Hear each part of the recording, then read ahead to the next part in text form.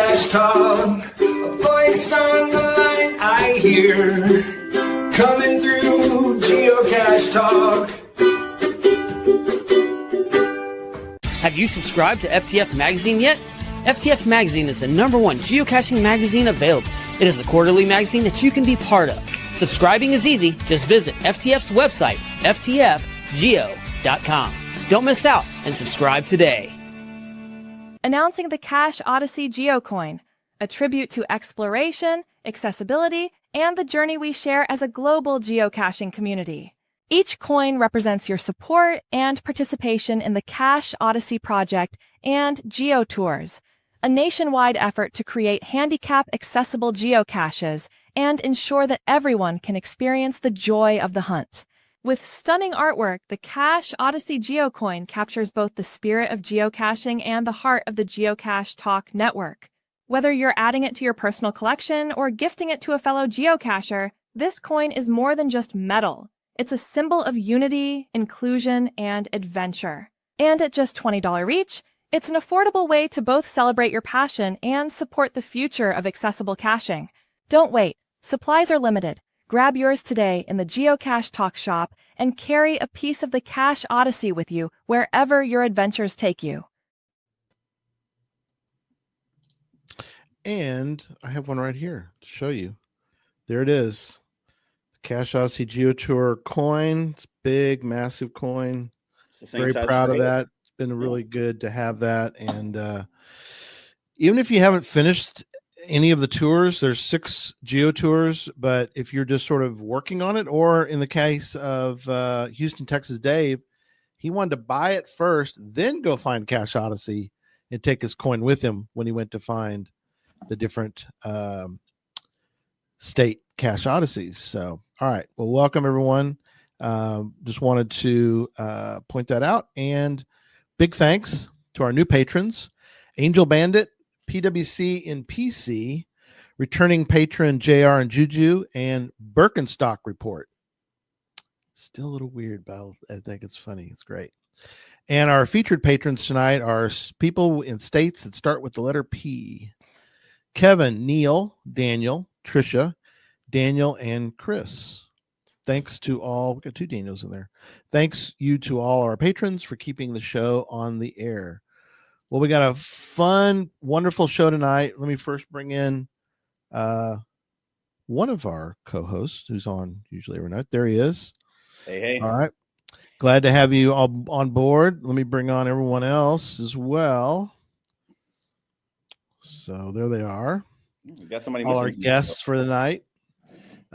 No John tonight. No Pizza Ninjas. So, oh well. What are the odds of him not being on here on the Canadian night? That's just. I think it's conspiracy. Yeah, we joke about him being Canadian because he lives up near the border. So, but no, we have real Canadians tonight, like actual Canadians. I love it. Got real connect. So we've got Jeff May, Cache the Line. Thank you, Jeff, for joining us. That's Jeff right there. My pleasure. And Jay, Land Monkey, back. We did a show, gosh, Jay, I think you were like show 8 or something of Geocache Talk when we did the Slinky Monkey show. That was even before, that was a long time ago. Or was that when you and I did caching in the Northwest? Because you came on as a guest on CNW and I had no co-host, so we basically just did the show. Maybe that was the Slinky Monkey show. I can't remember. Maybe I don't know, but yeah, there was a Slinky Monkey show way back there. Way back.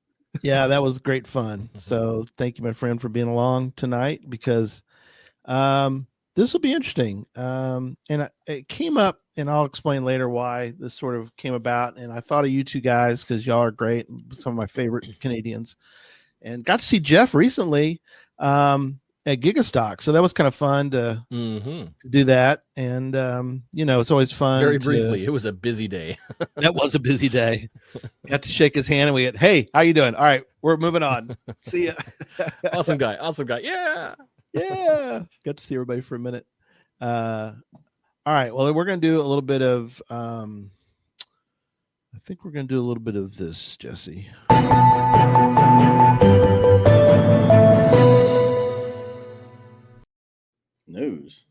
some quick news. We want to point out a few things. So we've got obviously the new coins. We've mentioned that. We've also got new coins. They should be here this week, and they're coins that we're going to sell this year as part of Podcast of Hope to raise money for St. Jude. So we would ask folks, if you're going to give this year, hopefully during Podcast of Hope, you might want to look at this as an alternate option for you to purchase. You can purchase a coin. There'll be two of them. One's a $100 coin and one's a $50 coin. And if you do that, all the proceeds are going to go to St. Jude. Plus, you get a cool coin because there's really two really great coins that we're going to have available during this period of time leading up to the December 6th, 10th annual Podcast of Hope. So we're very excited about doing that. And we're about to cross 100,000 that we've raised for this. So, Jesse, you want? Yeah, just for people that may not know anything about what you're talking about, Podcast of Hope is a once-a-year charity that we do for St. Jude. We've been raising money for several years, to the 10th year in a row. Yeah, it'll be close to 100,000. Every year we do a long show in December to raise money for St. Jude, and lots of guests, lots of fun things on there. We give away prizes. What Gary was talking about was the coins we're doing this year. This is for people have been donating for many, many years. Yep. We tried to come up with a really cool commemorative way for the fundraiser this year, so we made a coin for those people. The biggest thing I want to mention, because we'll talk about Podcast Hope a lot later, but none of this goes to Geocache Talk. So this is not a fundraiser for Geocache Talk. No. This is 100% fundraiser. Most of the prizes are donated, everything else every year. Everything goes to St. Jude. So if you don't know what St. Jude is, look it up. You've got time before our show, and it's awesome. So we'll keep doing that as long as we have a podcast. We'll keep doing a once-a-year fundraiser for St. Jude. So So that's wonderful. Yeah. More on that obviously later and good all that. So, all right. So let's jump into what we're calling Twig this week in geocaching. You like that? It came from. Before we do that, you want to talk about the 800,000 souvenir campaigns going on right now, or I don't know if we need to list those off, or do you think everybody already knows? No, they're in the notes. Just FYI, they're in the notes. There are a bunch of souvenir campaigns coming up in the next couple months, so they're all in the notes. We'd spend a few minutes talking about it, but let's just jump into actual geocaching stuff. We are, and like I said, one thing I do want to point out is definitely check out the notes this week. We're probably not going to get to all of our notes, but both Jeff and Jay put in some incredible notes on tips and tricks to caching in Canada. So, but I am curious though, are either of you souvenir hunters? Do you like the souvenirs? Do you do stuff special to get them? Do you miss them? I love them, but it's fun to load up the digital shelf. But more, it's it's just cache the way we're normally going to cache, and we pretty much guaranteed we're going to earn them. How about you, Jeff? Whereas I love the concept of the treasures and the hunts. Like it's a great way, I think, to bring that treasure aspect, the contents of caches back, but in a digital manner. But I just haven't been caching enough to get there. hear about that. Yeah. I've got a whole lot of event-based souvenir treasures. Yeah. So yeah. Yeah. We're gonna ask you about the traveling souvenirs are a little harder to get though. So, yeah. But I think it's like challenge and under stat probably based. Yeah, 8 like feet that. of snow right now, right? So it's always snowing in Canada and stuff. But we'll talk about that later. Always. It's snowing right now. It's got to be snowing outside right now, sure. Yeah. snowing. Well, how's your igloo, Jeff? Did you get it? Oh, it's warm and toasty, very toasty. Yeah, Yeah. same. We're already off topic, Gary. Shame on you. Oh my! I tell Obviously, you. your fault. Yeah. Hey, Gary, we'll get you back on track. What did you do this week in geocaching? Yeah, Twig. Also, it came from This Week in Baseball is where I got that. Twig, This Week in Geocaching. So, long story I'll make real short, which is oldest in Oklahoma. Mm-hmm. And you're thinking, oh, this might be a nice little walk in the park kind of thing. No, it's called Where Eagles Roost. And even though I'm down 20 pounds and I'm definitely in better shape than I was a couple months ago, it was I call it where eagles crap on your head, because this one was rough. Getting there, I'm okay with lately with a trail, but when you start to have to go up a hill or multiple hills, that's where it gets a little trickier for me, because I'm just not in the shape that I need to be in. So shout out, and I want to also she made it into the room. So Dawn Treadway, real quick note on Dawn. I wanted to wait till she was here to mention that she is also now Geocache Talk Network's production manager. So give her a shout out, and very excited to have her on board. She designed this coin, and she designed the Podcast to Hope coins. So very excited to have her on board to do that. But anyway, we both did that Oklahoma cache, and she's in much better shape than I am, because she got there fine, and but she also kind of helped this old man out of the woods. So it was an adventure, but I made it. You know, what they say about, did you die? No, didn't die. So, but it was great fun, and It was a special find though too, right? It wasn't just a find. it was a special find because it finished for me a double Jasmer. So, Woo! Jasmer. So that was exciting, and so I had to survive, right? Because I mean, you can't die in the middle of a double Jasmer. That'd be kind of, well, I guess it'd be newsworthy. At least wait till you get the quad done. Yeah, wait till I get to quad. Well, we're doing quad next year, next June. Late summer, in yeah, Stockholm. we'll probably be quite close to that next summer. Yeah. Nice. So, how about you guys? Who's next? Who wants to go next? I'll jump in. Let's give them some time because they weren't ready. They weren't prepared for it. Sorry, we jumped them. Yeah. This week, the only highlights I did this week for geocaching was I went out one day. So the family was out of town. I stayed home with the dog. So that means I get to go out geocaching by myself. Solo geocaching means I finally get to do earth caches without somebody yelling at me. So, and she knows, she's in the chat room. She knows it's coming. So I went out, and it actually ended up being a pretty cool day. I only got 6 total for the day. I just went after these 6 earth caches that were all around Tampa in the area. But it ended up being quite an interesting day. One, I got to take my time and visit the locations.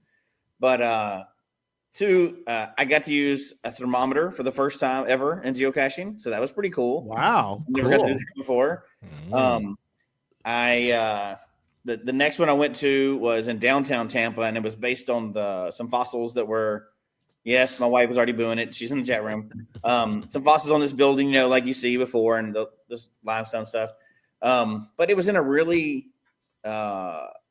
not a great place to be able to find parking and everything else. And there was construction everywhere. Right. So there was definitely some illegal parking going on there. I pulled up on the curb and jumped out to the building. So I don't recommend anybody do that, but that did happen. But then I went to the next one. It was this cool monument or whatever. And then the next one I did was a 5 difficulty multi-stage earth cache in a cemetery across 2 different cemeteries. And it had to do with the stones and the weather and everything else like you've seen. But it was a really cool way that was set up, because I was like, 5D, I don't know. What's this going to be asking? It was just because there was a lot of stops and a lot of things to compare, right? So you don't get to do very many 5 difficulty earth caches. Then I went to one that was, and I got to meet Dale. So I'm on this trail, and apparently homeless people like to camp at earth caches now. So, oh boy.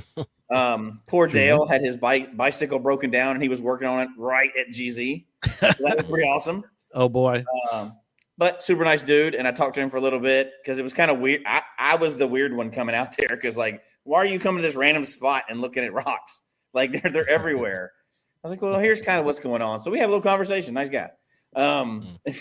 So, and then I went to one that was one of those 2-stage comparison things. And because I was in a park and I was looking at water and like in random locations, there were some odd stairs there, but whatever, we got it going. So it was one of those weird days where everywhere I went, something happened at that, at the new place. But I got 6 of them, and Chrissy didn't have to go to one of them, so she was happy. She was very excited then. Yeah, so I got to fly around town doing that and take my time, and that was probably the highlight day of cashing for the week. So it was pretty fun though. Yeah, not too bad. Jay, how about you, buddy? Yeah, this week. So we, Mrs. Monkey's always working on a few challenges at the same time. So she had a few select caches she wanted to find. But we were supposed to, weather was iffy for this weekend, but it turned out to be beautiful. And so Saturday we went out and just did some driving around Metro Vancouver area and just found a few beautiful little spots. I got to film some content for some upcoming videos I'm working on and find a interesting variety of caches, from difficulty for crazy, like nano glued to the bottom of a rock in a pile of rocks, kind of damn, like really tough, right up to a great looking ammo can tucked inside a stump. Like just like the whole spectrum in a day was pretty awesome. Very awesome.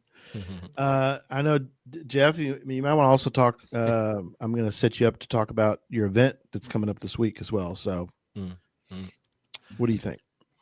Well, otherwise for me, I think if it's this week in geocaching, yes, right, zero smileys. This month in geocaching, 3, and 2 of them are events, and 1 is an FTF. Yay! It's been a slow month. But no, this past week I've just been prepping a whole lot of stuff for Fall Fest, for Ontario's latest mega coming up on this week, Tuesday, Wednesday, Thursday, Friday, Saturday. I think there's events all week. It's I would describe it as Ontario or Canada's answer to Midwest Geobash.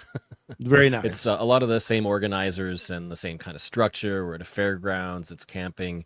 There's loads of stuff going on around the event. They've just been publishing so many geocaches out the wazoo, challenges, trails, geo arts, all of that stuff. It's insane the amount of stuff that they're doing for this event. And it's the first one. Hopefully, if it's successful, it'll keep happening year after year. That's awesome. Yeah. Click on the wrong one. There you go. X1X1 Fall Fest. That's Fall right. Fest. Nice GC code. Yeah, I like that. Yeah. Yeah. Tricky to get that. I had to maybe ask for it. I like that a lot better than the GC code they had for the Going Ape event this year in Washington. Oh no! What was GC AWAYJ? I am not kidding you. That was the GC code. It's like, am I not welcome? Yeah, go away, Jay.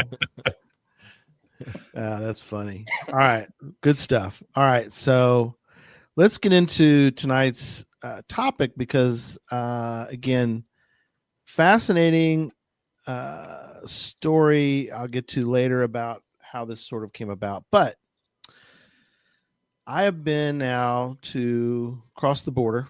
Haven't flown in yet. That's another story that I want to get from you guys. But driving across the border and caching in Canada and then coming back. So let's go through and kind of talk about what should people know about the process. And let's start with a question that we had.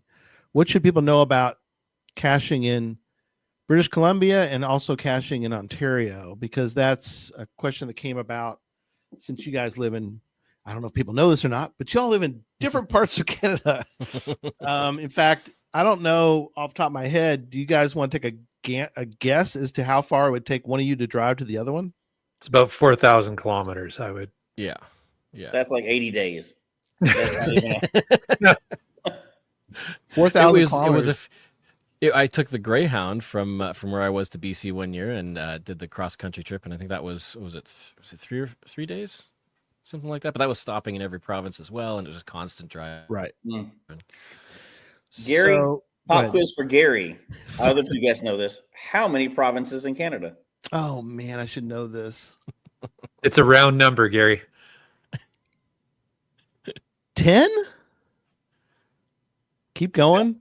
10 provinces. No, that was thumbs up. That was okay, good. Yeah. 10 provinces and 3 territories. Awesome. 8.5. What is this? What are you doing? Kendall, 8.5. There's a half. No. Or are you thinking time zones? There's like a half time zone out east. There's probably so. Newfoundland, yeah. So we'll start. Let's start with good old Ontario. What are some things in a general sense? And again, we're doing a lot of general stuff tonight, but in the show notes we do have a lot of more specific things. But I guess in a general sense, Jeff, what should people know about caching in the province of Ontario? In so many words, general sense. Yes, I know that Ontario's strengths would be, if we're talking nature, we've got the Canadian Shield, and if anybody knows geology, it's like a massive rocky area of eastern Canada, and so we've got loads and loads of forests and parks, and especially in northern and central Ontario, and so there are the camping is huge. Wilderness, wildlife, crown land is like free use land. It's not owned by anybody. Cool. And then so lots of camping opportunities, lots of wild animals, and so a lot of people have great adventures up there. I mean, if you've heard of Algonquin, that's eastern, kind of central eastern Ontario up there. Huge, enormous wilderness park, very popular, very tourist heavy. But I mean, when I think of Ontario personally, I think parks and trails and rivers. And when it comes to geocaching, loads of power trails and challenge caches and paddle trails. People do enormously long full day paddles of cache by cache by cache. It's like trail systems on the rivers. And so if you were to look up the map of Ontario, Southern Ontario especially, you just find interwoven lines of all these power trails, of series of there's a Where-I-Go GeoArt of a couple paddles as well. There's like it's just cool. Insane how many trails there are. Wow. So that's what I think of when I think of Ontario, my home Ontario. So Jeff, I already have a question. You said free use land. Well, obviously we don't have very much of that. So what's the geocaching policy around free use land? Can you just do whatever you want, or how does that work? I think to my knowledge, Crown land, if you were to place caches, you could. It's not like provincially owned. You wouldn't have to get like government permission or anything. It's people go camping, like they'll go into Crown Forest and just explore and then camp wherever they want. You know, it's basically unowned. I think there's still some regulations about it, to my knowledge, as far as I'm concerned, but it's basically free land. So like you can't claim it for your own. Right. But it's it's owned by the Crown. So Jay, how about you? Also, but nobody really takes care of it either. I think it's like wild land. It's also not really taken care of. So there could potentially be logging. I think maybe I'm not sure if that happens only on private, but So you go in there, you're basically on your own. Damn. Jay, how about British Columbia? What do you think? Yeah, so I'd say the other side of the country, but Ontario is kind of the middle of the country.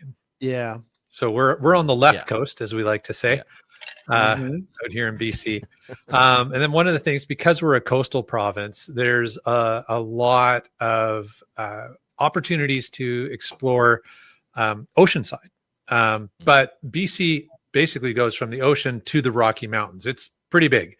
And in that span, we have a lot of different geographies, which is one of the things that's really, really cool about British Columbia. So you go from the coastal rainforests, you go over the first set of mountains, right? And you're in a high desert region where you got your rattlesnakes and your hoodoos and what have you, and all that.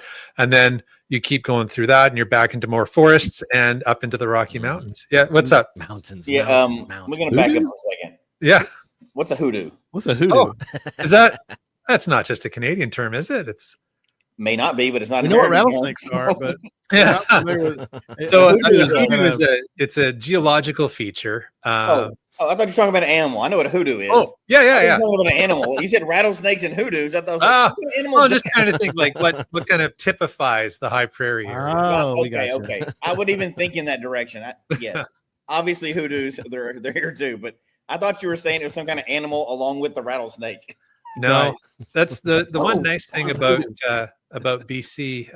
Well, I won't speak for Ontario, but probably Ontario as well.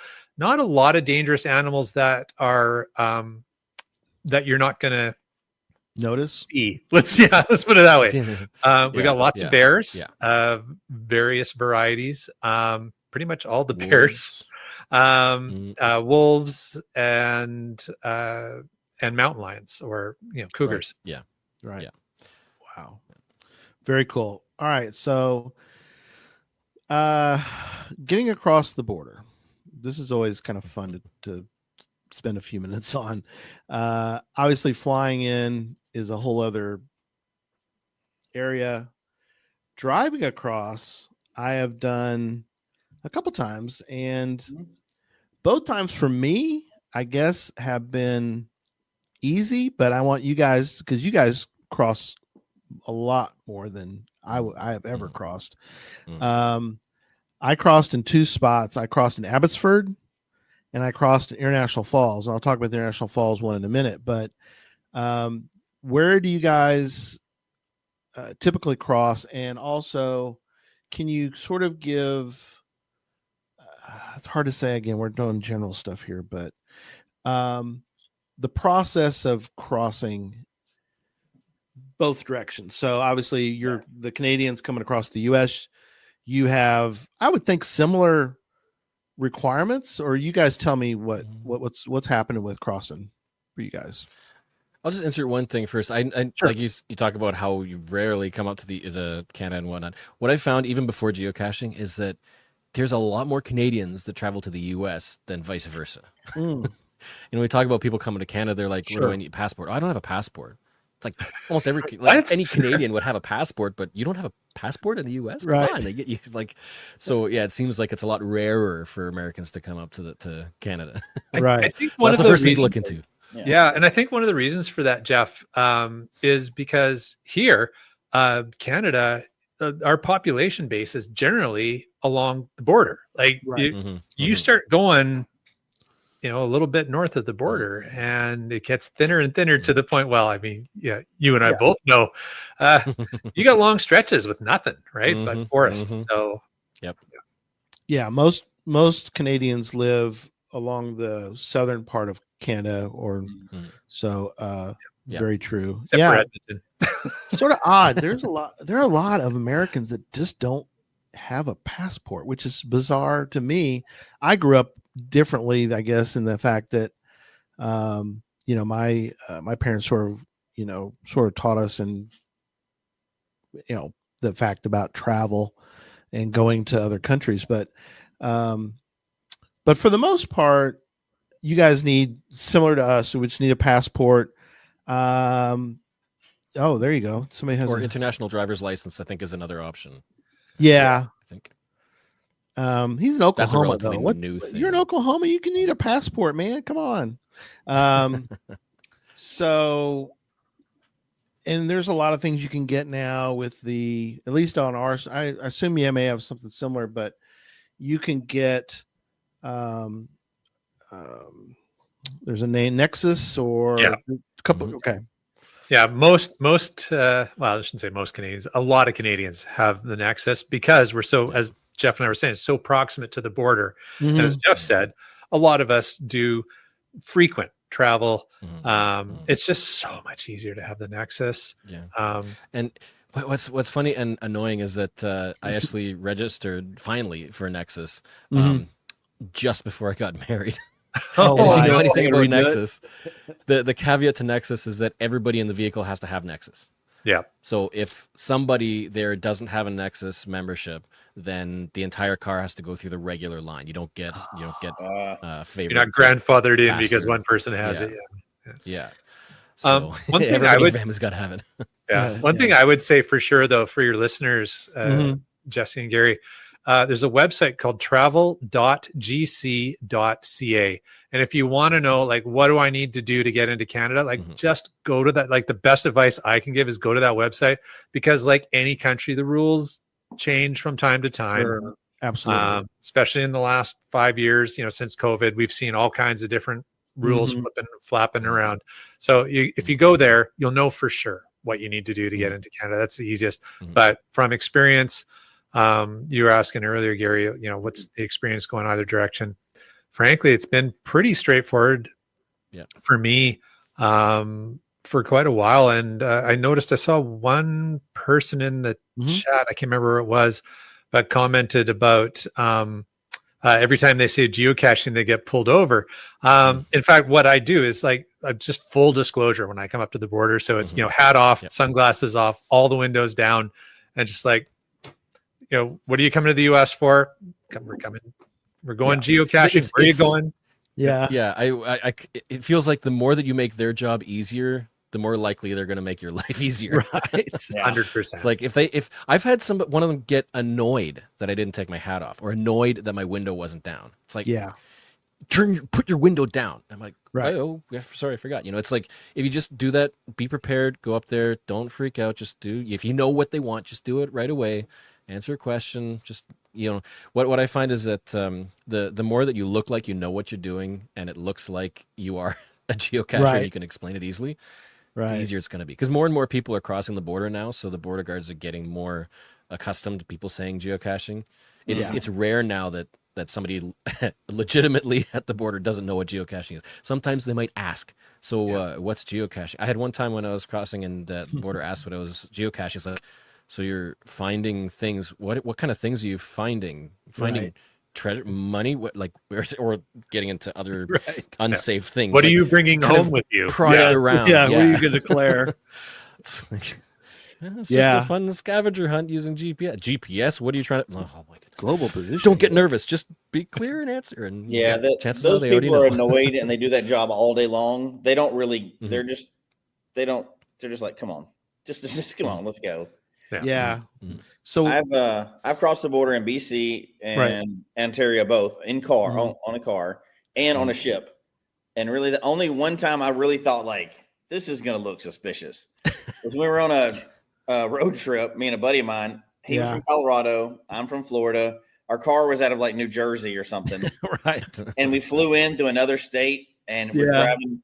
And I'm like, and we're both dirty from like days of driving and stuff. We probably look like criminals anyway. And I thought, oh, this guy, there's no way this dude's not going to ask questions because we're just like going to go across the border and then eat dinner, geocache, and come back across, And I was like, oh, this is just, I would pull me over. This is ridiculous. Right. And I come up and dude's like, all right. I thought we had this whole speech ready. Like, here's what we're going to see. We had it pulled up on our phone and everything. And it was like, show them. All right, come on through. Like, oh man, come on. That's also a good point as well. It's like always be over prepared. Right. Because if you go and let's say, like for us, if we have a child that needs to have a letter of permission or something, then have it with you. Because if you're asked for it, you don't have it, it's going to cause a whole lot of other problems. So if you think it might be something they might ask, just be prepared. Like go over your answers beforehand. Like where are you going? How long are you going to be there? Where are you from? Like just make sure you got them in your head, and then you can just answer them clearly. And Jeff, you just brought up a really good point that I think I added in the notes earlier because I want to make sure I mention it. Folks who are either single parents or if you're a blended family, you really got to be paying attention to bringing those kids across the border, either direction, because they're going to ask. And as Jeff said, if you have a letter of permission from the other birth parent, it makes your life a lot. Proof of birth as well, like birth certificate. Right. If you don't have a passport, birth certificate, anything that it helps identify who you are and whatnot, where you live and stuff. Yeah. They're obviously clearly trying to stop an issue where somebody's child trafficking, and there's once they're across the border, it makes things probably much more difficult for them to trace the child back. Absolutely. So this is a good so you're exactly right, Jay. There's real quick story. I just recently went across at International Falls, which is was also interesting, into Ontario. So I got my first Ontario cache. I was very excited. Going across into Fort Francis there. And the funny thing about it is, of course, it was actually Dawn and I did it. And she's in Arkansas. I'm in Texas. My plates are in Texas. So we went to the border. We both hand them our passports, and they go, okay, what are you doing here? It's like, we're geocaching. Okay. You're from Texas and you're in Minnesota and you're going to geocache. What else are you? Why are you also here? Like, nope, that's it. We just came to geocache.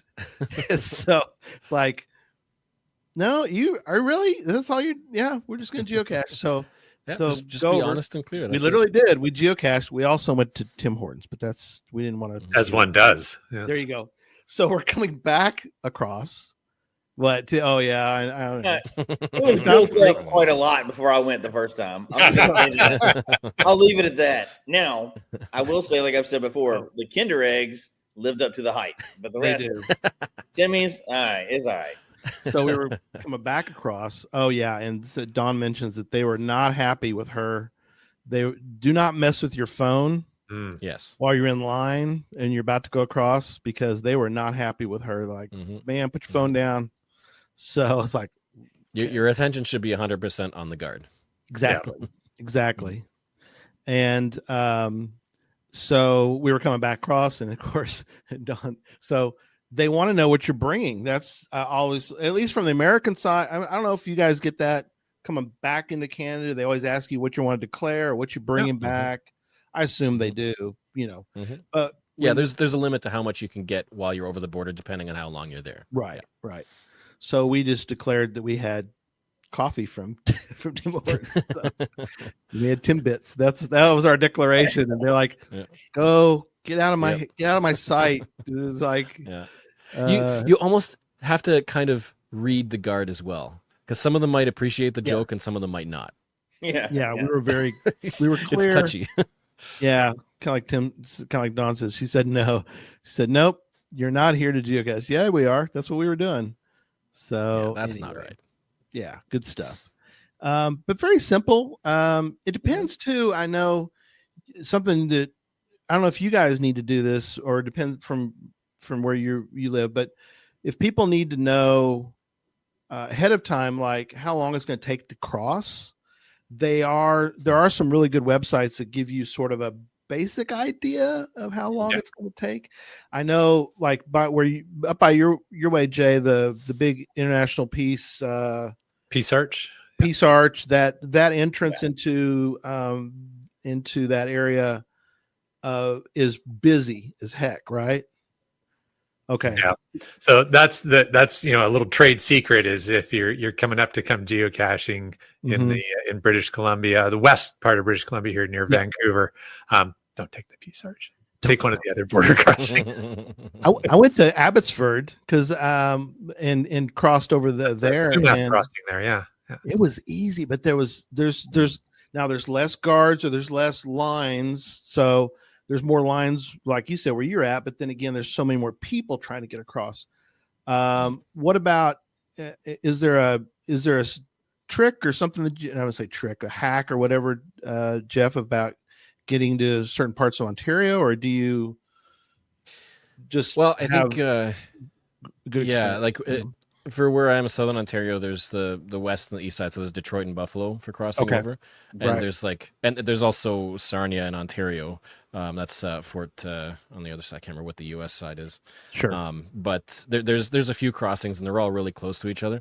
But I think the most convenient would be down through Detroit, because you're connecting to the south end of the 401. And the 401 highway is the spine of Ontario. You start out in Detroit or down in Windsor, and then you hop on the 401 and you've got like probably a 10-11 hour drive to get to the east end of Ontario by Ottawa at the 401. Right. I think 6 of those hours are getting through Toronto, right? Oh my! So that would be a convenient one. Niagara Falls through Buffalo is really nice. It's got that great scenery. You've got Niagara Falls on west and east, and you've got Buffalo down at Fort Erie. But they connect again through a highway. It's just like the 401, but it connects through the what was it again? The QEW, the Queen Elizabeth Highway, and it connects into the 401 as well. So they're all, we've got highways that just really connect. Sure. It's a really nice network. But once you get to the GTA, that's where it gets slow. But anyway, that's not a border crossing. Yeah. It's like a country of its own. And I know that going across, a couple things that I think from the American side that it's not I don't think it's a big deal, but I mean, some people I mean, everybody has their own sort of freak out moments, whatever. As you may or may not know, when you get across the border, you're not going to find a speed limit sign that you're used to, but you'll get used to it quickly. Trust me. A lot of vehicles nowadays, you push a button and all of a sudden you're back to you're on the kilometers. So, Oh yeah. I mean, there's a lot. I'll insert that's for U.S. cars. In Canada, I think there's even a regulation that the Canadian cars that are manufactured in Canada at least can't switch to miles per hour. Really? Like I've rented cars in Canada and I can't switch. There's no switch to them. So every time I go to the U.S., I have to look at the analog dial, the speed dial, because they'll have it on there. And see It's the still US on the numbers. dash though, right? Can't Like switch it. yeah. Yeah. Oh yeah. You've got kilometers and miles both on the odometer, but the speedometer. But you have to watch that one because I can't switch to miles. Like, that's so Well, that's interesting, Jeff. My Jeep, I can just buttons on the steering wheel and flip it over pretty fast. So, boy, that sucks. That's kind of Because I hate doing that. Look it up. I vaguely, I only vaguely recall hearing something about how that's something in Canada that cars aren't allowed to do. But I don't know, maybe I could be wrong on that. But yeah.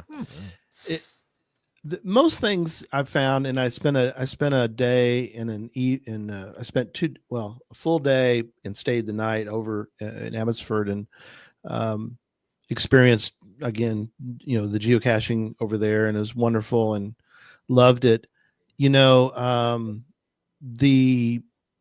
Everything else, I think there are some things we have in the notes as far as like filling up your car or doing things that maybe, I mean, you guys use liters? So yeah, well, here's the thing with Canada, and there's been lots of fun memes over the years about this. Is right. That we're pretty bidirectional when it comes to measurement units, with the exception of distance. Miles, I won't speak for Jeff, but miles don't really mean anything to me at all. Right. No. So in the metric system, everything is base 10, which is so nice. Yeah. It's just it's so much easier when it's all tens. Yeah. But definitely, if you ask a Canadian, like, what's the temperature, we'll tell you in Celsius. But if you say, well, what's that in Fahrenheit? We'll make a pretty close guess. Yeah. Weight, things like that. Yeah, we can handle either set of units. But yeah, distances and speeds are really what you got to pay attention to. What you were saying earlier, Gary, like once you cross, and you got to be paying attention to those signs, because it looks like you can drive a whole lot faster, but no, you don't. No. No. I can do 90. This is awesome. I want to 100. All right. Now we're talking. True. Yeah. So I was thinking the other way, that the numbers were, if you were thinking the wrong numbers, you'd be driving really slow under the limit. But now that's what we do when we go south. It's confusing. Yeah. Like 55. What the heck? I gotta go. Weird number. And like, you won't find like 25. You're looking for 25, the location list for this year. You won't find 25 kilometers per hour very often. It's a very weird number. I did see somebody post a picture of themselves by a 25 kilometers per hour sign. Right. So somewhere they found one, and probably some rural small road somewhere, farmland. Has anybody done that one yet? Any of the other three of you? I have not done it yet. The location is 25. Not yet. Keep forgetting. The year's going to end. You're going to forget about it. I have a picture in our back pocket that if I can't find anything better, we've got one to use, but I'm still keeping my eyes open for something better than that. It was at a campsite we went to. It was campsite number 25. Oh, that's cool. It was all right, but I'm hoping for something spectacular. So we'll see. I actually did a montage. I found a bunch of, I've been collecting 25s, and B Genius. We talked about this at Bamarama, and it's amazing how it's like anything else. We've all been there, like yellow trucks. Do you ever see yellow trucks? And then now that you start looking for yellow trucks, you see them all over the place. Yeah. So we keep finding these 25s, and the big joke now is like speed limit 25, and we said like, no, that's horrible. You do better than that. So a 25 at a Bucky's Pump is one of them. I put together a small montage of 25 just for fun. It was just kind of one of those weird things where if you start looking for the 25s, you're going to start finding a lot of them. It's just one of those weird little. Yeah, but I haven't found a quirks. good one yet. I've only found like the speed No. limit signs and like addresses and stuff like that, but no good ones. Now, at the end of the year, that speed limit sign will work. If I can't find Might anything work, else, yeah. I'm gonna claim it no matter what. But Carmen at our at a Bamarama event, she dressed like a domino, and the domino was 25. So he had a 2. oh, and no, a that's a 5. good one. That would have So I been figured cool. I had to put that in the montage because I mean, come on. Yeah, They that wouldn't. dress like If that was your only one, though, that wouldn't count, right? Because it has to be a permanent sign. Has to be a permanent sign, yeah. So Yeah, I I'm found, sure like I somebody's said, worried about that. They'll police that one for sure. yeah, I don't know if they'll police that or not, but Sounds like a fun job at HQ, right? yeah. yeah, That's like the punishment. Yeah. what a great job. You got on Brian's bad side, and guess what job you got? Yeah. That's right. Yeah. So let's switch over then to sort of the caching side of things, because I have some questions. I think Jesse has some that come to mind. So in the U.S., as you guys know, because you've come to the U.S. quite often to cache, you have people who are chasing counties, states. Well, they're chasing a lot of different things, but let's just say for U.S. versions, I guess, of things. Do you guys have people who are province chasing, or Yes. do you have the equivalent of a county? Yes. You do? Okay. What do y'all They're just call a them? lot bigger. A lot bigger counties. Exactly. Do y'all call them counties, or what do y'all call them up Yep. north? It depends on the province. Yeah. I think Okay. in Ontario they're called Municipalities, counties, yeah. and BC they're called regions. But yeah, Okay. it's- Gotcha. Do you have So challenges based on that? Oh Yeah. yeah. Oh, okay. See, and they're hard. yes. bet. Yeah, The- you look at the challenges for some of the states, and you just look at how many counties there are in each state. It's just whoa. You look at Ontario, and it's like little splatters down here, and then whoosh, huge, enormous things that cover half the province. It's like right. okay, and yeah, some like for Ontario at least, there you know how it has that big curve, Right. and there's Southern Right. Ontario, the area Arrowhead. If you want to get all of them, you have to go all the way east, and then all the way to the far west Oh, side, and wow. all around all the lakes. Like you've got to go around the lakes or cross through the Oh, U.S. that's if you want to, true. but it's not an easy task. No, Big no, road it's trips. Oh, good. no. Yeah, It's a I like it. challenge. It's a challenge. It's a challenge. Yeah. How far have you gotten in Ontario, Jeff? Have you gotten all? Oh, of I've got them, all or- the whole Oh. counties now. Yeah, Oh, good. Oh, wow. Good, good. Good I've job. done enough Ontario road trips to be able to do that. Pick them all out. Pick them apart. Yeah. Pick them off. What about provinces though? Because I know some of them. They're a little bit of a. How do you Harder to guys? get to, Or yeah. how would y'all approach trying to get all the provinces we can't do it in one trip. but- Depends if you're retired or not. No, Yeah. I think that's universal. Can you drive to every province? Yeah, Okay. Well, I Lot guess of there if driving. you have ferries. ferry car to ferries for Newfoundland, some but of yeah, them. you can Yeah. drive to. Right. PEI's got the bridge.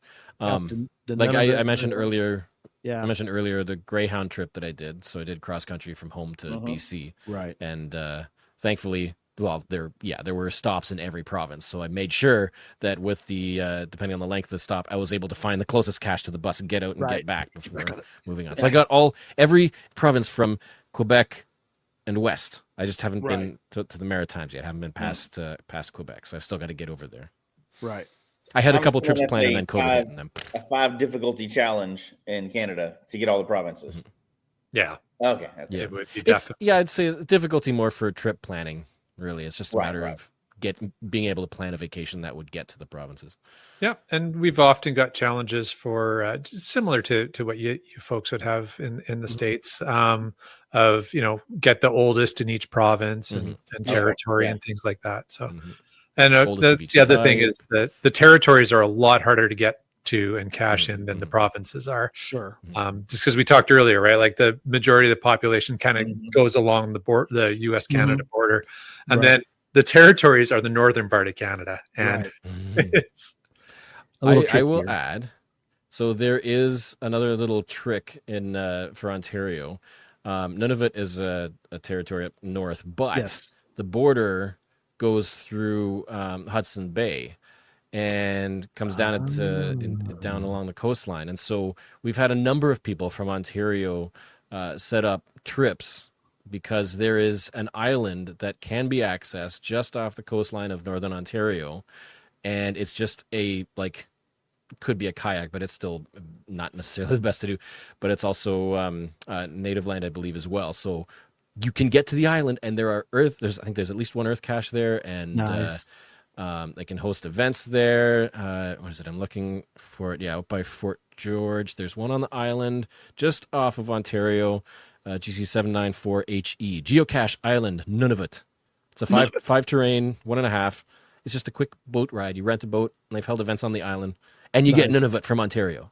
Nice. I didn't know you Somehow could do the boat that. are just Cool. right along the edge. It's a good trick. Good hack. Yeah. I It's like doable. Excellent. Yeah. How are you guys as far as like things like the oldest in every? I mean, obviously you want to try to. If you're near the oldest, it's like I can think all of us are similar. Like if you're near an old one or the oldest in the state and of that state, you kind of want to race out and try to get it. Or in my case, you want to limp out to it in case of Oklahoma.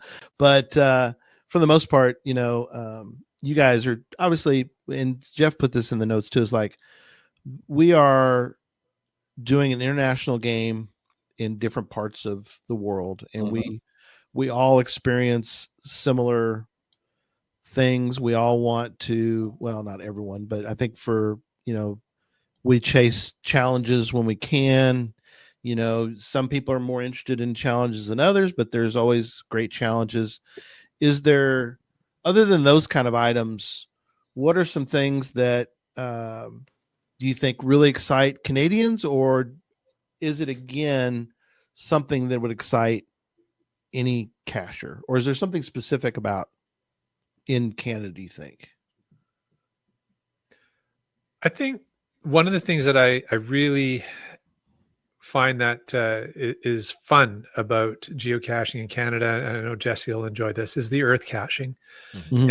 And the reason is because it's so diverse every place you go. So off the start, and I was describing, just the geography of British Columbia and the geology of it, it varies so quickly as you go across it.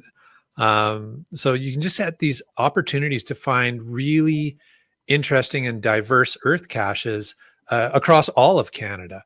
Now there'll be commonalities. You'll see some similar types of things on either side of the country or towards the middle, but then you'll also get some really diverse things. One of the things that I found really interesting is the plenitude of fossils you can find in the prairie provinces. That surprised me, but it's because it was all a big ocean. Yeah. At one point in time. Right. So yeah, it's pretty cool. Yeah. That's and again, we don't have time tonight to go through. I mean, there's so many beautiful parts of Canada. I mean, the couple, again, not a lot of time over, but the times I've been so far have been fabulous. I mean, they're just, and I just can't imagine. I know, Jesse, you took the cruise all the way up to Alaska. Yeah. And you got to see a lot of Canada coming back. We stopped in Victoria. Yeah. Yeah. Victoria is so beautiful. So, that's something that we definitely want to emphasize tonight, is that you need to go to Canada. People need, come on, Americans, you need to get your dang passport. It's easy to cross. It's easy to travel. And if you're not a felon. Yes, well, that's true. That goes both directions though. Like, yeah. That's not just yeah. And there's it's beautiful there. And there's geocaches there's a ton of geocaches actually. Yeah. Lots of great geo arts. Like Jeff was saying earlier, challenge trails. I think one of the cool things is that, like, between Ontario and us out here in BC is how we handle the challenge alleys, the challenge trails differently, right? Like Jeff, you're talking about the paddle ones. We don't have that out here because our rivers are a little rougher. We don't have the nice calm rivers you guys have. Yeah. So we don't have that kind of thing. But instead, we've got, like, over on Vancouver Island, just north of Victoria, we've got some amazing challenge trails there that you can bike or hike. And Mm-hmm. I think one thing I would say though, and maybe this is global, Mm-hmm. but we have seen in Southwest BC a definite uptick in reacher caches that you need a pole for. Really? Yeah. That's become really, really popular. And I don't know, like, are you guys all seeing that in your regions as well, or is that local here? We What kind are of they have rating them when they do those reacher caches? Are they calling them a 5 or? The terrain is usually what they put up on those here. So they're saying that's a special tool, the reacher. Yeah. There's your motive with there, the high I guess. terrain. Then, yeah. In case you're wondering, there is a really good trick of a reacher that you can purchase that's ready to go. And that is, I didn't realize this, but you can get it really long for disc golf. Have y'all seen these? Yeah. They have little hooks on the end of them. Man, that thing is perfect. I mean, for a lot of those, there's for the light ones. Yes. Well, obviously, yeah. We've seen a lot of definitely an uptick in Texas as far as caches that are up in a tree. So I'd say the equivalent of here is probably the tree climbs, because we have a lot of people who love going out in groups to find caches, and so it's really easy to place a tree climb if you have a ladder. So there's a whole lot of tree climb caches everywhere, and if you like to climb trees, great, but so many people go out in groups, one person or two people take a ladder and then the whole group logs it. So tree climbs are a dime ladder, a dozen. though. Yeah, not everybody goes up the ladder. That's for that's a whole different. We know. No. Yeah. We don't get as many of the high pole ones here, but we get, because we have palm trees. We get Florida style hide, which means they've hidden it in one of those little pockets. There's like 1,000 on the tree. All these Usually a flat pack, and it's seen a couple. Which says that I usually just skip it. I'm like, I'm not doing that. Either a scorpion or a cache, one of the two. You pick one. Being more in the northern climates, we have loads of coniferous trees and forests up here. So those pine trees and cedar trees, and those are the trees that have that really solid core, and very often with really solid, strong branches and limbs. And so, those are like the best kind of climbs, because a lot of people who don't like climbing trees, it's more accessible as a tree climb. Yeah, you can take one step up, and it's like just basically walking up a stairway. Some of these trees, so you can have fun with a lot of those coniferous style tree climbs. Yeah, and on the West Coast here, our Douglas firs and our cedars, they get pretty tall. They can get up like 20, 30 meters tall, and it's getting close to 100 feet, I guess, and that's quite a climb. Yes, I placed a rail trail tree climb series, a tree climb trail TCT, and I think it was 29 caches so far that are a variety of difficulties and terrains. The goal was to get a full 81 grid somehow of tree climb caches on the trail. Wow! But most of those are like cedar trees and pine trees, and rated based on their height, trying to get as good accurate and like difficulty for the container and terrain for the difficulty of the tree, that kind of thing. Just try to get a good decent DT rating for a whole load of tree climbs. So tree climbs are all over the place. Yeah. Jeff, were these like the arborist gear tree climb that outside of Memphis? The five, there was, so I did a 5-5, and it's a multi with two massive tree climbs. Nice. One of them is a huge cedar tree, and another one, I can't remember which type of tree it is, but it's very sparse, but with really thick, long limbs, and you just keep going up and up and up. It's like a maze going up this thing to finally get up to the top. You think that it's going to be weak, but it's really tough. And you get up there, and you're looking down, it's like, okay. Yeah, let's get this thing signed. There's like no twigs, no branches, no leaves. It's so bare. It's just, quick note: if you've asked a question that you're like, "Hey, I asked a question," we do highlight them, and we're going to get all of your questions that we can. We won't get to all of them. We'll get to as many as we can tonight in a few minutes when we get to. You want to hit some of those now, Gary? Questions? Yeah. Let's do those. So go ahead. I think is really nice. All right. So obviously, food came up. They said, "Let's talk food." Nanaimo bars. Nanaimo bars. Nanaimo. Oh, okay. Nanaimo. Yeah. Okay. So tell us I've never even heard of these. So So that's a Poutine. British That sounds Columbia good. delicacy that's out here. Well, Okay. you can find them across Canada, but Oh, yeah, they come from the city of Nanaimo on Vancouver Island, and it's basically a crust on the bottom with like a coconut chocolate crust on the bottom, and then a layer of mint. different fillings, but then Yeah, a layer of there's filling, varieties, usually a flavorings, yeah. custard, Right. and then a chocolate skim on the top, and then cut Ooh, into bars, and they are good. does sound good. We just had Sounds some sort of yesterday. British too. Oh, here we go. Yeah. Now, Yeah, I heard it. Yeah, that gives me rail trail caches. Mm-hmm. What are yeah. rail trail caches? Trails to rail. Rails Some to call trail. them rails to trails. Rails to trail. Rail is just Trail, easier to say. yeah, rails It's like trails. Used to be a railroad. and they old, took- yeah. Yeah, They Oh, converted okay. into Yeah, we've got some of those here hiking. too. yeah. They Trail, pull that. Yeah. John's involved with a lot of that in New York, which it's kind of like I don't know. New York's way up there. I don't know. Y'all want? We It's could just be a on New hiking York. trail.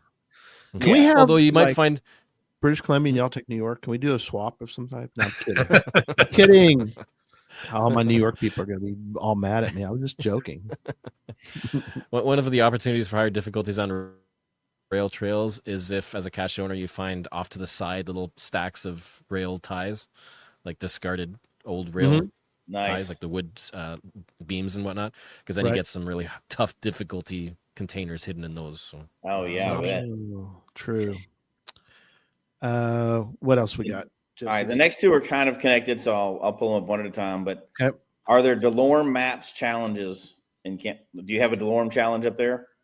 We have the equivalent of Yeah. that. So for us out here in British Columbia, we've got the BC Backroads maps, and very so cool. we've got challenges based on finding. It's the same idea. It's just a different map tile set. And Used to be like an old pre-moratorium. atlas. They still have all the. They still Yeah. have those today, where you could. Okay, kind of like people have. That's where I think Delorme really started. Yeah, Here yeah. in the Delorme was States. a paper map version. People used to have those. Yeah. Yeah. Hey, I Jeff, still what keep do you paper guys- maps. What are you talking about? What do you guys have out your way, Jeff? for this? Jeff's like, what are you If there's talking anything, if there's anything relatively equivalent to the norm, then I'm not aware of it. At least in geocaching, we've Okay. got grid challenges, so the DT grids, getting each square.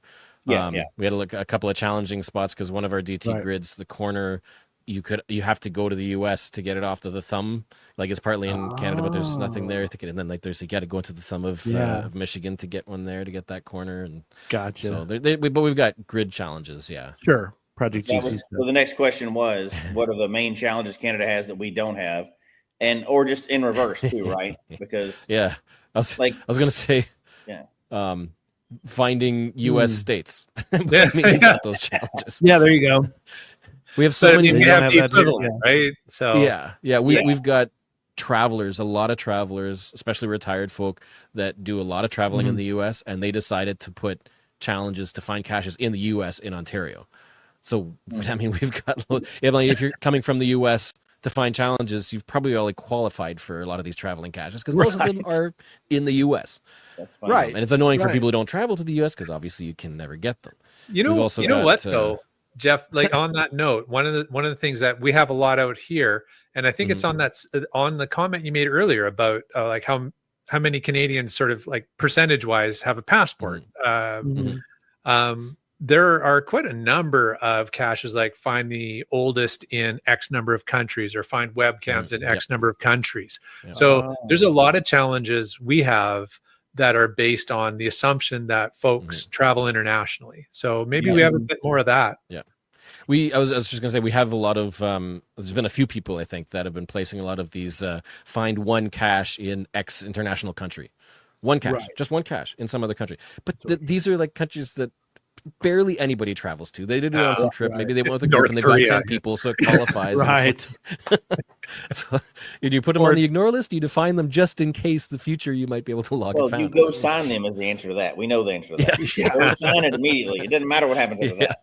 Yeah. Can you Just do a add mix? Go ahead. to that I was list of signed but not qualified. Right. Can you do, or have you seen guys, and y'all are much more up on the challenge side, but can you create a challenge that sort of blends that, where you go, you need to find 3 caches either 3 different states, or you need to do like 5. You need to do 3 states and 2 provinces in the same day. Is that kind of or something Yeah, like do that? time-based Oh, challenge yeah. now, but no, yeah. Yep. Okay. The top 1% in Ontario are challenge hounds. So if they can do it, there's a challenge for it. By If now. they can find that. That's cool. Okay. Yeah, if the reviewers will publish it. Yeah. Right. So what about multis? So I find this is different in every region, but at least in the US, multis are not the most popular or even towards the top. How about in Canada? So out here, they didn't used to be. And then our Metro Vancouver Fraser Valley caching community decided they were going to start to put out some challenges around multis.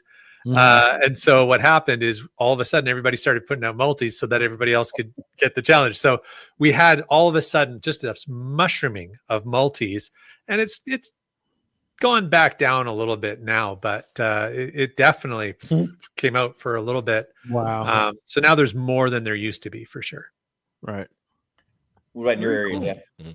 I'll add another story for a multi that Yeah. is kind of funny, which could technically happen anywhere. It's not just Canadian, but we have a few people in my area who are FTF enthusiasts, and one especially. And so a lot of people know that he's going to go for the FTFs. And so somebody Right, of decided course. to have a little fun with him, and he published a multi. And it was, it's in town. It's a low difficulty, low terrain. I saw it and I was like, okay, I got to try this. I go hop out for lunch. So I run down, get the first stage. Got to go a little further south. Okay, so I still got time. Okay, do that. Get the 2nd stage. So the third one is on the other side of the next town over. Oh God. Okay, I'll just take a little bit of an extended lunch. So I go to that one.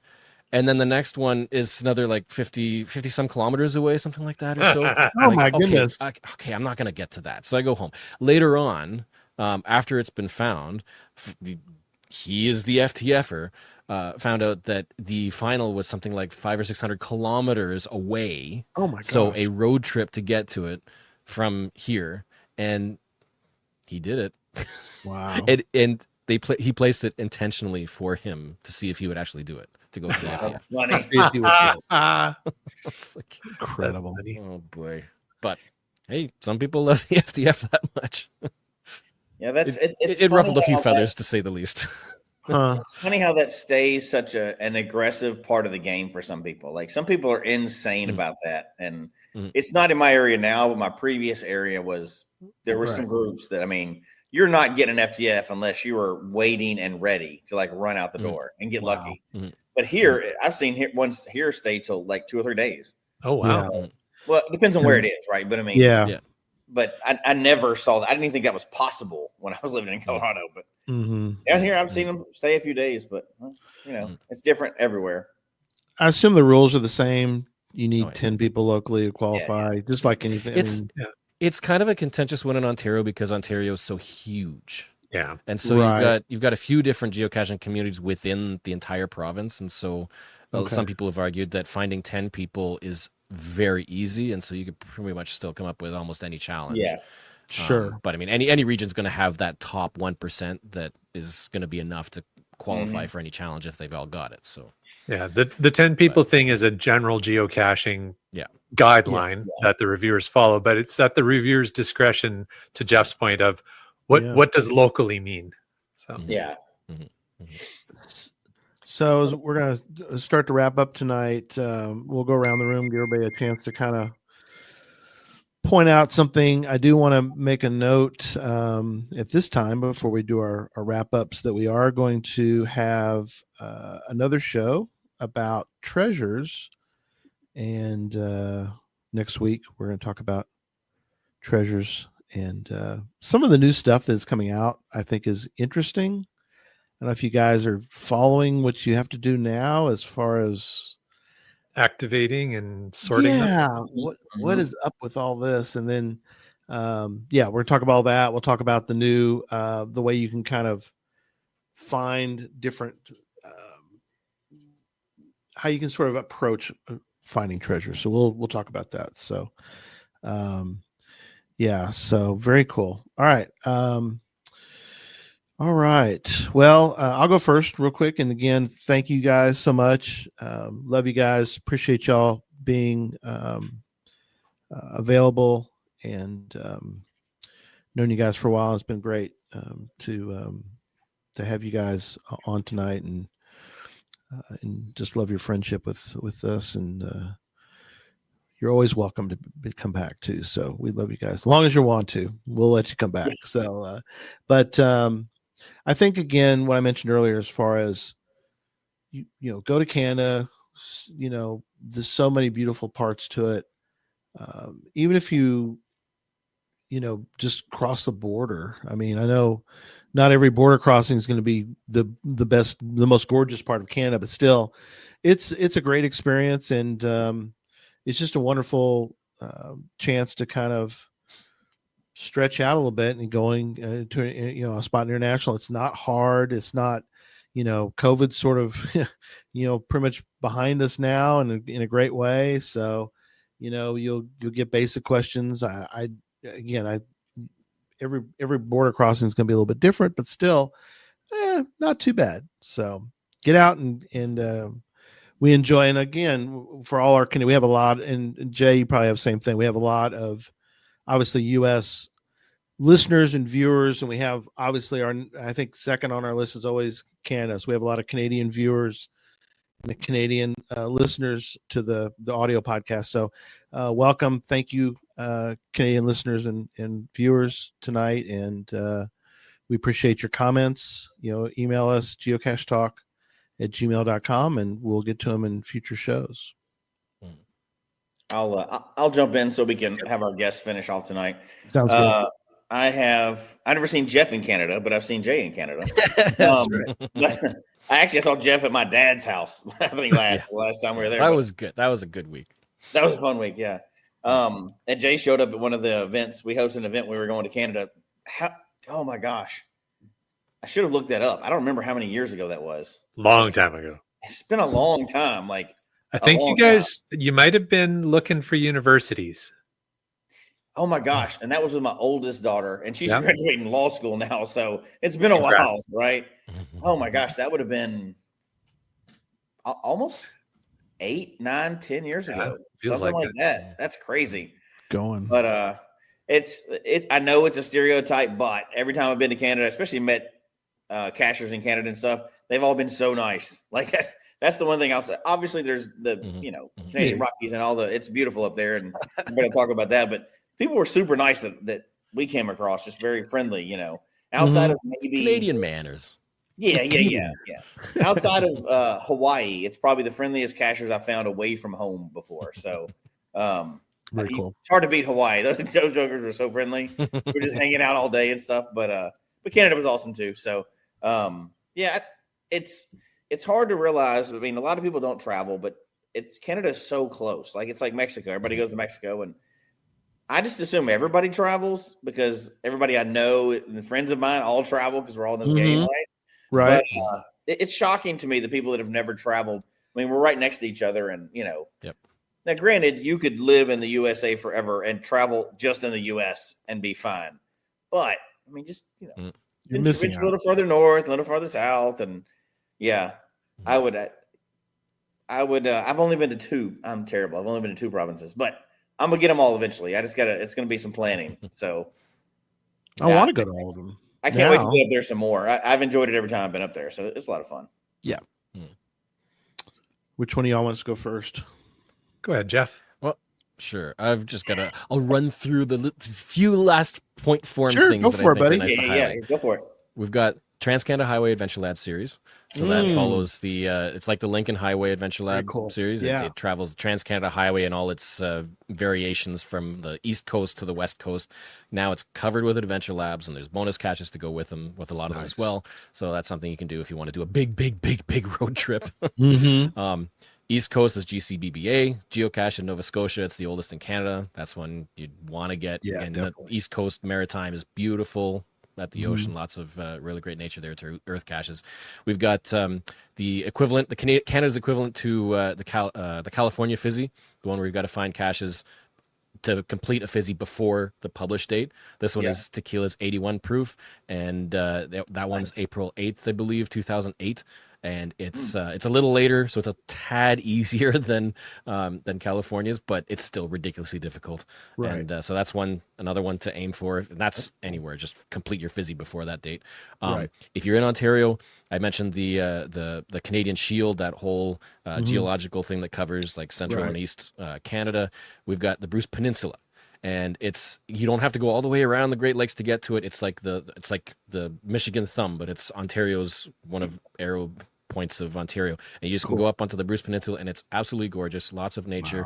You've got a road that goes straight up the middle up to Tobermory, which is at the tip of the little thumb, but beautiful place, fantastic. I have an earth cache at the tip, and it's at a place where there's cliff, and there's like the geological nature of the Georgian Bay, and all the water kind of meets at this one point, and you just have crystal clear, cool water. Everybody loves cliff diving into there. It's just, it's a beautiful, fantastic place, easy to get to if you cross the border. And then coming up, mentioned it before, we got Fall Fest coming up in Southern Ontario this weekend. This week. So if you want to come over, if you want to do that Canadian caching right now, here's a good opportunity. Hop over the border into Ontario and come join and participate with Fall Fest, GCA X1X1, and lots and lots of stuff happening. They've got link to the website on the listing, so that's something that you can look forward to. Last thing, if you're in Canada, Canadian Tire doesn't just sell tires. It's Walmart 2.0. Wow. Look for Canadian Tire if you need almost anything. They even have a little bit of food, I think, but more snacky kind of food. But everything from tires to home and tools and equipment and kitchen, like anything you can think of that would be practically useful. Yeah. Very cool. Canadian stores are often named Canadian names. Nice. Well, Jay, you get to kind of wrap things up tonight, my friend. Awesome. All right. Well, if you're planning on coming out to join us here in British Columbia, we would love to have you come and visit. We're Canadians, we're a little bit different than our neighbors down south, but we're a lot the same. So there's a lot of we all generally speak the same language, except for maybe Quebec and New Brunswick and parts of Newfoundland.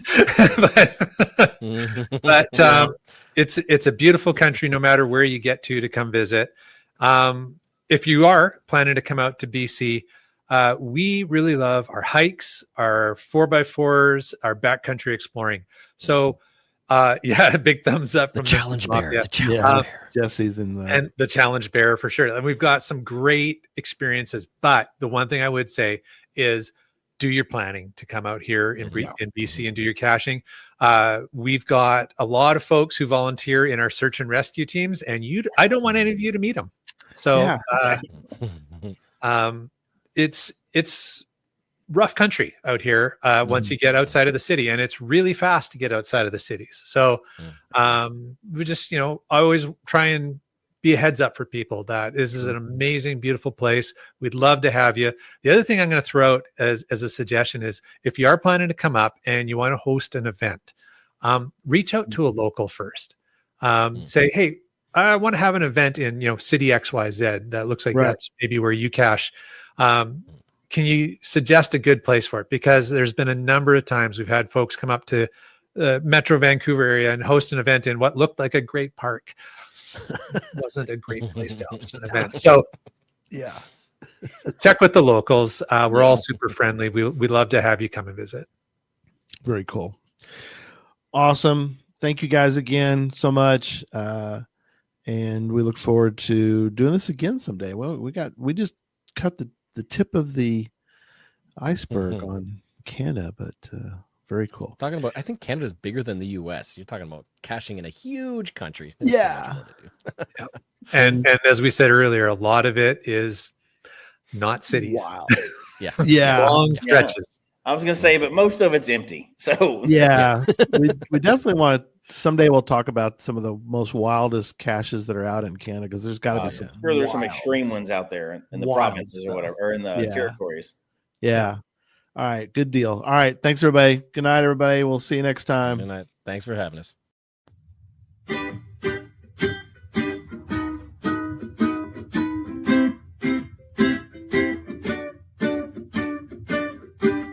May your finds be many,